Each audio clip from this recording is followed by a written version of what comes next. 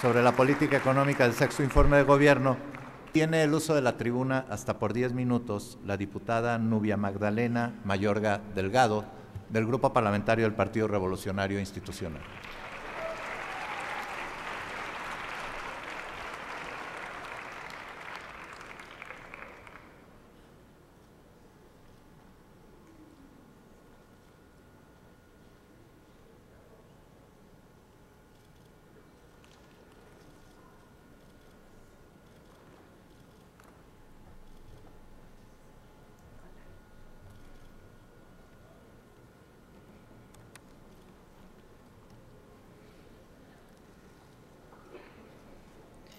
Con su permiso, señor presidente, señoras y señores diputados, el Grupo Parlamentario del PRI tuvo la ocasión de conocer y analizar el sexto informe del Estado que guarda la Administración Pública Federal, que intenta reflejar la situación económica de una manera optimista, como suelen ser los informes que simplemente se reflejan a las cosas realizadas, pero sin rendir cuentas de cómo debieron o cómo pudieron haber sido, si de transformar la realidad se trata.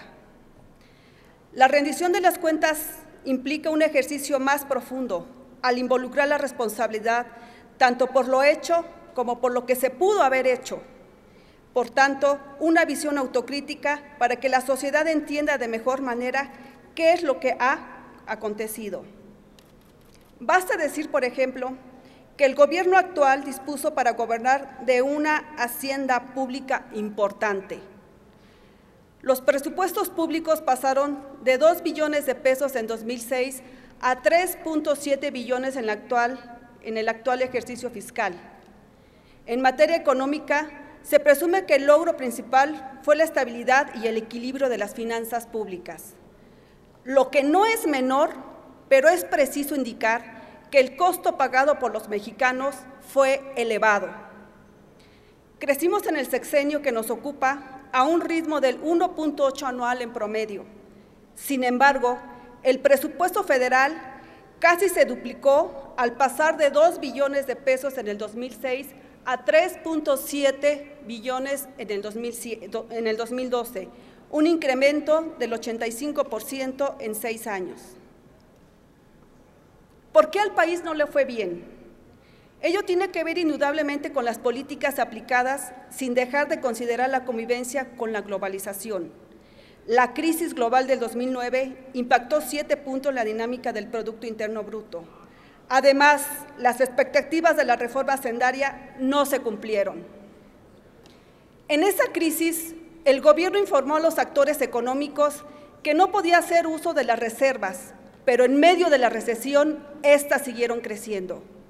Hoy, la acumulación de reservas ha proseguido y contamos con 160,000 millones de dólares, persiguiendo una meta establecida por el Fondo Monetario Internacional de 300,000 millones. El monto de la deuda externa del sector público llega a 122,000 millones de dólares. Y permítame comentarle con todo respeto, diputado Ricardo Anaya, que en los anexos del sexto informe, la deuda pública interna creció de 1.8 billones de pesos que había en el 2006 a 3.8 billones actualmente. Así, el total combinado de la deuda pública del sector público ascendería a 422,000 millones de dólares.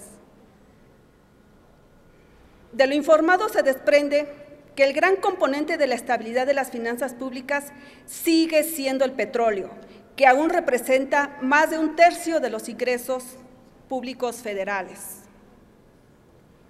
Son cifras las que habremos de requerir información. Queremos saber por qué la deuda pública del sector público creció de esta forma en los últimos 6 años, al pasar de 47,000 millones de dólares de 1.8 billones a las cantidades actuales. En materia económica, con presupuestos importantes, el gobierno federal logró incrementar el porcentaje de recursos destinados a la inversión en infraestructura, lo cual es loable, al ser la infraestructura física uno de los principales detonantes del desarrollo del país. Lo que no es pertinente es que en el reporte de los logros se mezclen datos que no debieran estar juntos. Me refiero, por ejemplo, a los 20,000 kilómetros de carreteras construidas o modernizadas. Suena bien decirlo así, pero como demuestra un estudio del Centro de las Finanzas Públicas de la Cámara de Diputados, al menos el 60% son caminos rurales o alimentadores que ya existían, a los que en algunos casos se les dio mantenimiento.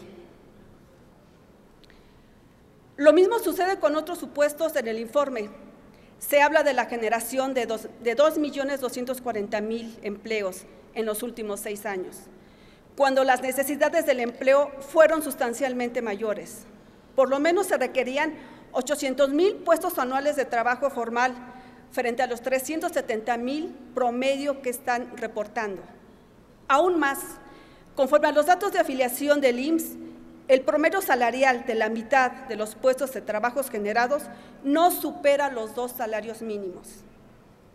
En realidad, la mayor oferta de empleo se ha dado en el sector informal de la economía, en la que se desempeña casi una tercera parte de la población ocupada.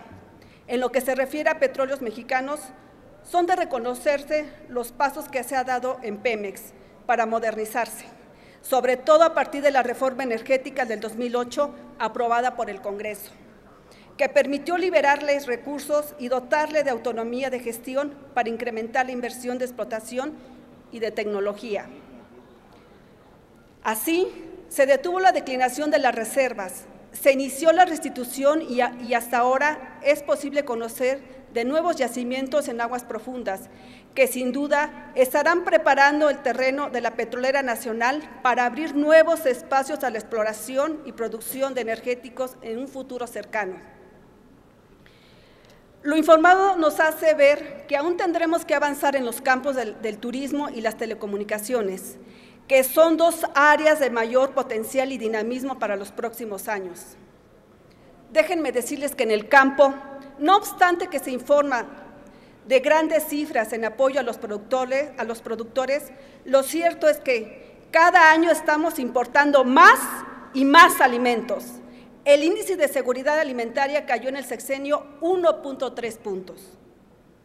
Aún necesitamos enfrentar el dilema de incrementar los productos de alimentos al tiempo de enfrentar las sequías o inundaciones, que nos permita recuperar la soberanía alimentaria y contar con una reserva de alimentos suficiente para enfrentar los vaivenes en el ciclo de precios, que por ahora están afectando el ingreso de las familias mexicanas.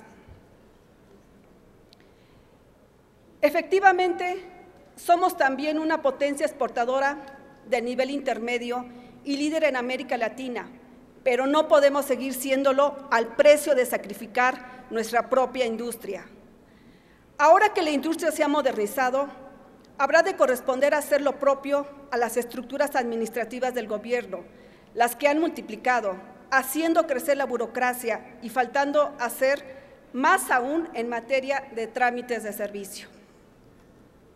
El reto ahora es volver a crecer y generar empleos suficientes de calidad y con un ingreso mejor remunerado. En materia económica, el saldo del sexenio es el que corresponde a un crecimiento muy por debajo del potencial de nuestro país, sin la calidad de que corresponde al nivel del bienestar al que aspiramos todos los mexicanos. Es cuanto, señor presidente. Muchas gracias.